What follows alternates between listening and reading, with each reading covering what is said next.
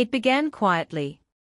A single pair of glossy heels sat in the boutique window, catching the light, as if they carried a secret of their own.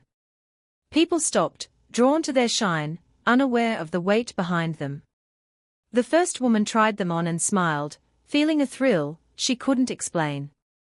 Later, small missteps began, odd moments that didn't make sense, as if life itself was subtly shifting around her.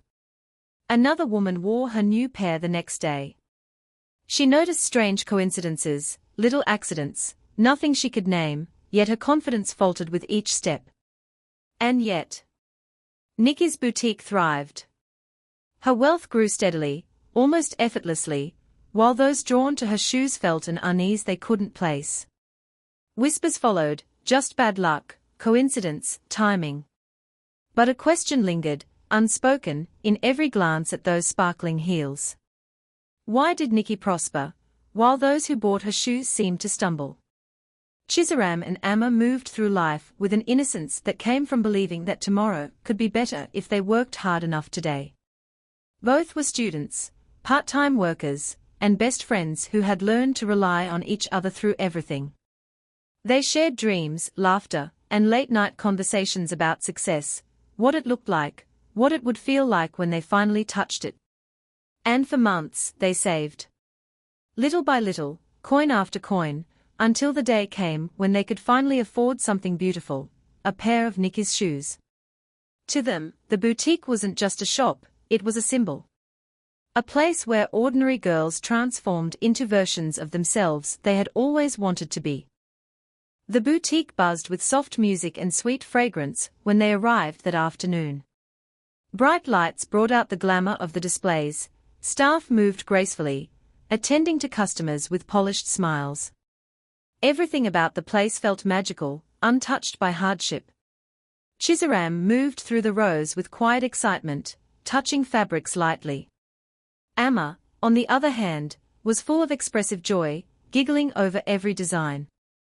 They walked out of the boutique holding their prized purchases, convinced that life had just taken a beautiful turn. They were wrong. That first night, Ama couldn't sleep. She tossed and turned as dreams of shadows flickered through her mind. The dreams weren't violent, just unsettling. A shoe. A path. A whisper. A figure watching her from a distance. She woke up sweating. But she brushed it aside. Nightmares happen, she thought. Nothing unusual. Except it didn't stop. The next day, her wallet disappeared, even though she had placed it on a table. Then her lecturer rejected her project submission for reasons that made no sense. Her boyfriend suddenly pulled away, growing distant. And a scholarship she was hopeful for slipped through her fingers without explanation. Her life, once stable, began spiraling downward in fragments so small yet so painful that she couldn't keep up. Meanwhile, the news carried updates of Nikki's expanding empire. New branches. New investors. New endorsements. Her face appeared everywhere, radiant, successful, admired. The more Ama suffered, the more Nikki's name rose. Chisaram watched this with growing unease. Something was wrong. Something was missing. Something had shifted. But she couldn't place her finger on it yet. Chisaram began quietly observing. She noticed Ama looked weaker every day, more tired, more anxious, more drained. She noticed that the nightmares got worse. The fear in Ama's eyes deepened. And then, one day, after Ama fainted during class, Chisaram realized she couldn't ignore it any longer. She needed answers. She began investigating past customers, first through social media, then through conversations with strangers who hesitated to speak at first. But as soon as she mentioned Nikki's shoes, their faces changed. Some looked afraid. Others angry. Some walked away without a word. But the pattern was clear. Every single one of them had suffered something devastating after buying Nikki's shoes. Lost jobs. Broken families. Personal crises. Financial ruin. And many had thrown the shoes away in fear, only to find that the damage had already taken root. Yet Nikki grew richer. More famous. More untouchable. The realization settled coldly inside Chisaram's chest. The misfortune wasn't random. It was connected. And Ama, her closest friend, was now tangled in the same web. Chisaram confronted Ama with everything she had discovered. Ama resisted at first, her own fear clouding her judgment. But after another nightmare shook her so violently she couldn't get out of bed, she agreed. They returned to the boutique. A party was underway, an exclusive event attended by socialites, influencers, and wealthy customers. Music pulsed through the air, champagne glasses clinked, and Nikki, dressed in shimmering gold, glided across the room like a queen. While the crowd's attention was elsewhere, Chisaram tugged Ama's hand. Together, they slipped behind the curtains. Past storage racks. Past clothing displays. Toward a dim, forgotten hallway behind the boutique. And then they found it, a wooden door, old and strangely out of place. Inside the room, the air felt thick, heavy with an energy neither girl could explain. Shoes filled the space, worn, burned at the edges, arranged in a circle like offerings. Ashes lay scattered across the floor.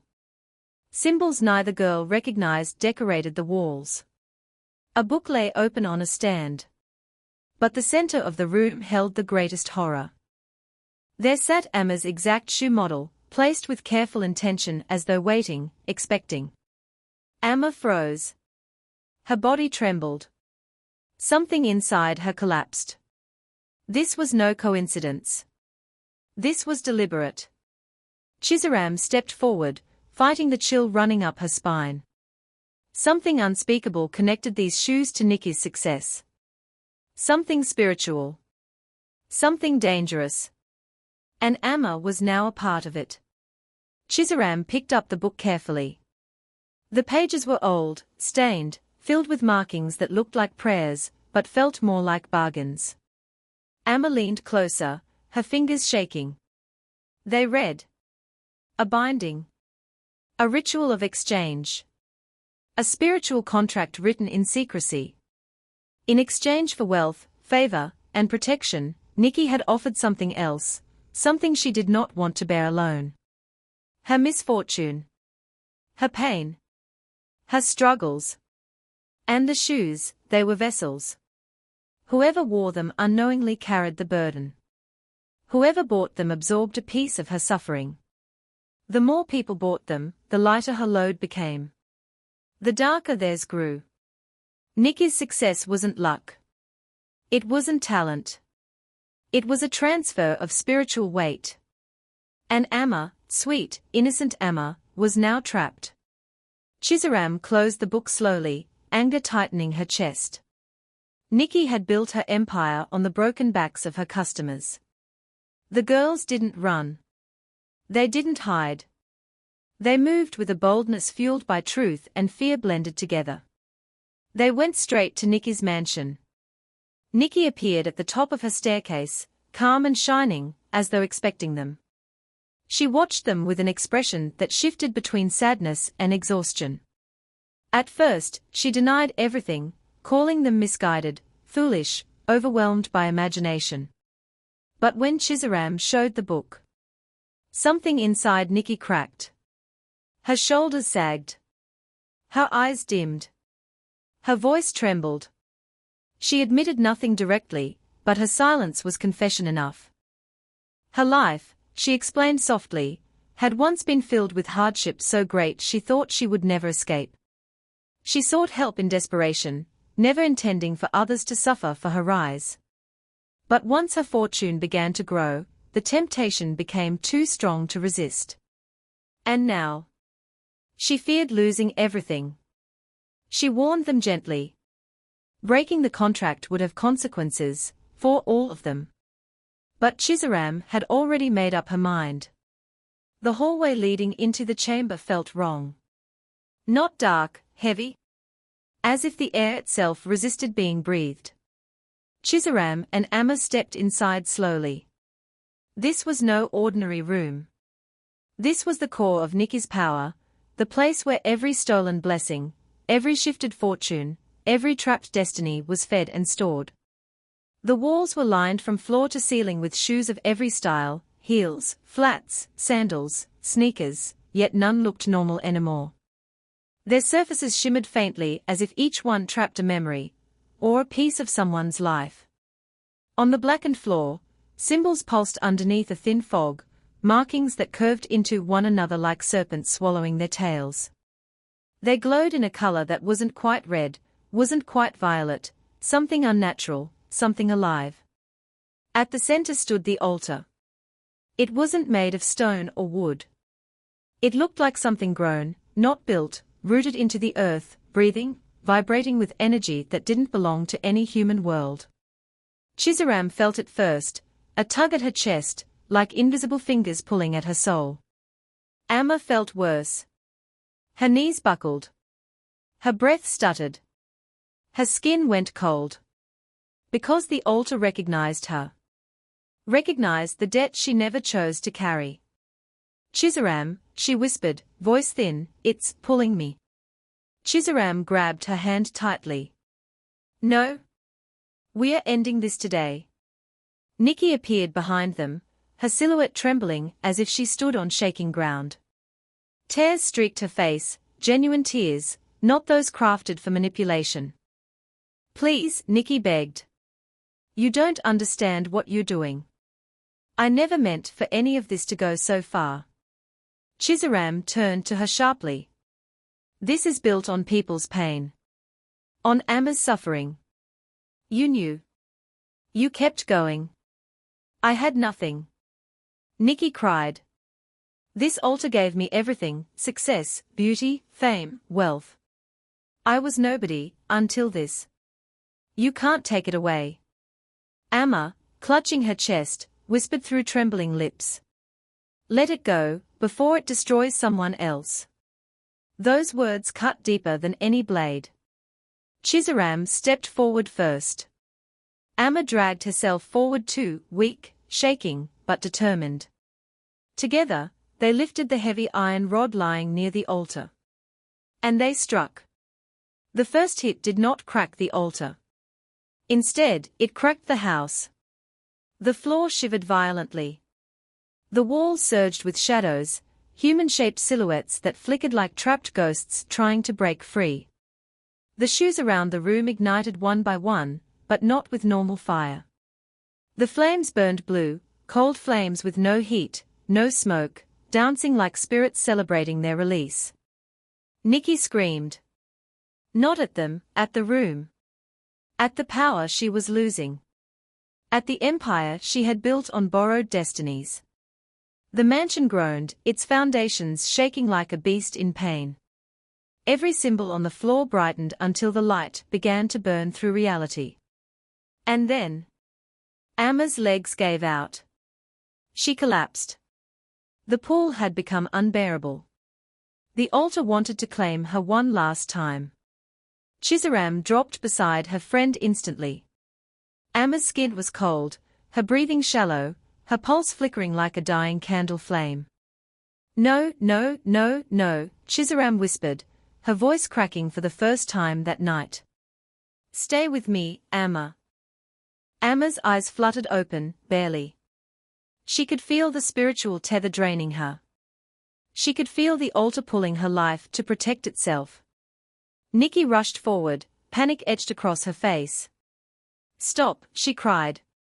If you break the altar completely, it'll pull everything it's connected to, every blessing, every curse, every exchange. She won't survive it. She's too deeply tied.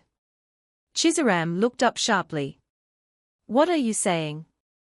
If you destroy it now, Nikki whispered, her voice trembling, Ama will pay the price.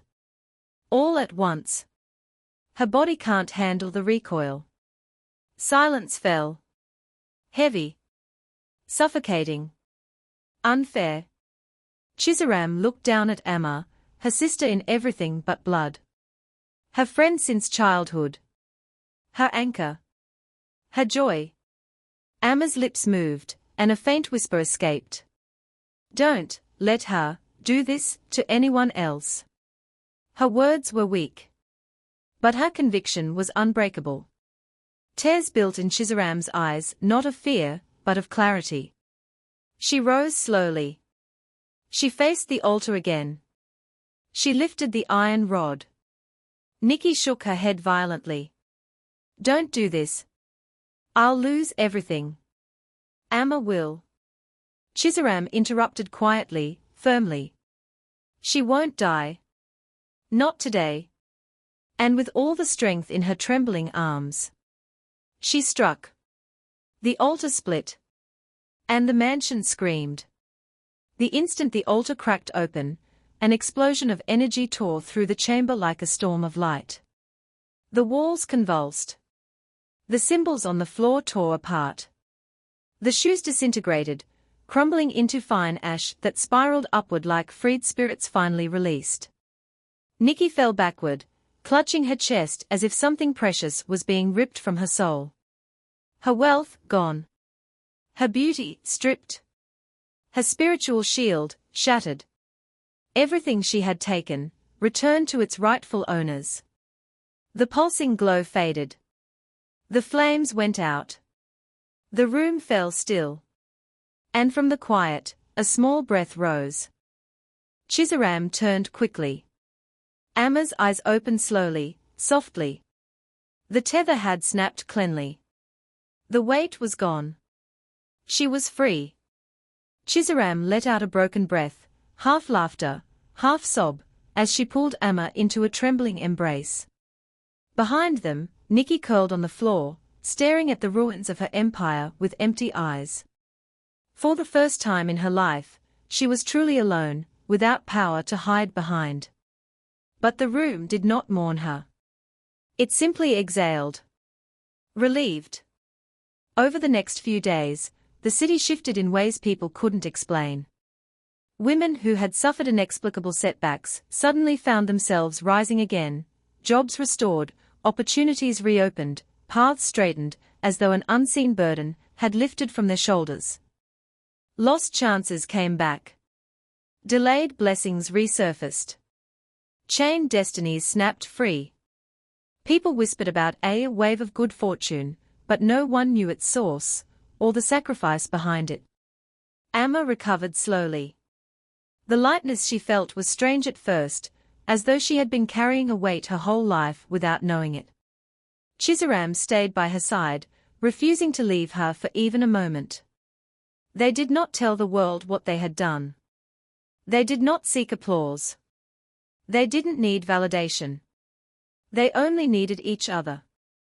And the knowledge that they had saved countless others from a future they didn't deserve. When they finally walked away from Nikki's ruined mansion, they didn't look back. Some battles do not need an audience. Some victories are simply lived, not celebrated. And this one had just reclaimed dozens of destinies. Days later, Chisaram returned home to find a package waiting at her doorstep. It was a simple showbox. Ordinary. Innocuous. But her stomach twisted. A sense of foreboding pressed down on her chest. She lifted the lid slowly, as though bracing for something unimaginable. The box was empty. Except for a single note, neatly folded atop the bottom. Not every curse dies. Some wait.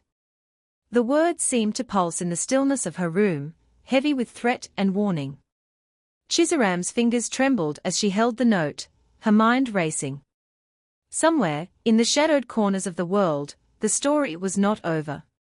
She glanced at Ama, who met her gaze with the same unspoken understanding. The fight against the curse had ended, yes, but its echo would always linger. And somewhere, someone, or something, was still waiting. A chill ran down Chisaram's spine. They had survived, but the world was not done with curses yet. If this story held you, if it made you think twice about what lies behind the things we admire, then subscribe now. Turn on notifications so you never miss the next story. More mysteries, more emotional twists, and more unforgettable narratives are coming your way. Your next story drops soon. And trust me, you want to be here when it does.